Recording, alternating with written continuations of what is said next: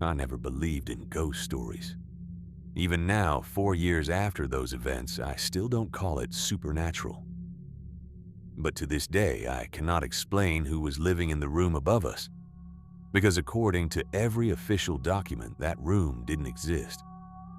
When I was 27, my wife and I moved into an old 3-story building on the edge of town. Nothing special. Red brick, creaking staircases, cheap rent, the kind of place investors buy, patch up just enough, and rent out to people who can't afford anything better. We lived on the 2nd floor. Above us was the attic. At least that's what the landlord said. The first week was normal. Then the footsteps started. Every night. At exactly 2:17 a.m. Not at 2. Not at 2:30. Always 2:17. First one step, then another. Then slow pacing directly above our bedroom. I assumed raccoons had gotten into the attic or rats. But my wife immediately said, "That's a person."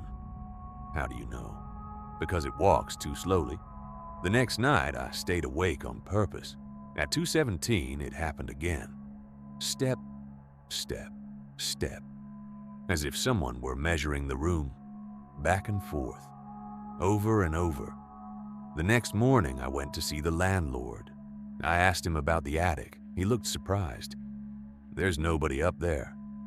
"But someone's walking around." "No." "Then can I take a look?" "Of course." He gave me a key. We went up together, opened the door. The attic was completely empty. Dust, support beams, old pipes, no furniture, no signs of life. But one detail bothered me.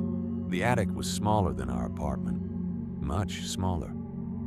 Even though it should have been the same size, I measured it with my own steps. The dimensions didn't add up. It was as if part of the space had simply vanished. I asked the landlord about it. He shrugged, said old buildings were strange sometimes. That night, the footsteps returned. This time they were accompanied by another sound, a bed creaking, a bed in an empty attic. My wife heard it first. She woke me up. We lay in the darkness and listened. Creak, pause, creak, pause, as though someone were slowly sitting down and standing back up, again and again. A few days later, we noticed something else. Every morning, damp stains appeared on the ceiling. A different place every day, like wet footprints, only upside down, as if someone were walking from above through the floor. I started searching for old building plans, and I found them in the city archives. That was when I first saw the room that wasn't there. On a blueprint dated 1958, there was a space directly above our apartment. A small bedroom, about 10 square meters, a window facing the courtyard, a door leading into the attic. On modern plans, it didn't exist, as though someone had erased it from history. When I showed the blueprint to the landlord, he went pale, noticeably pale, and for the first time, he refused to answer my questions. That same evening, he knocked on our door himself.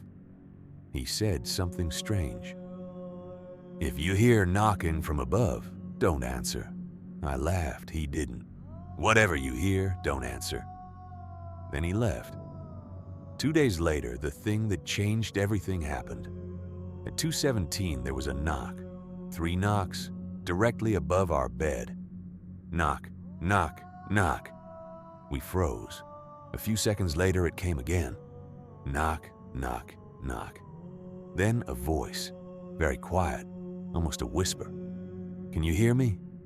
I sat up in bed. My wife gripped my arm. The voice spoke again.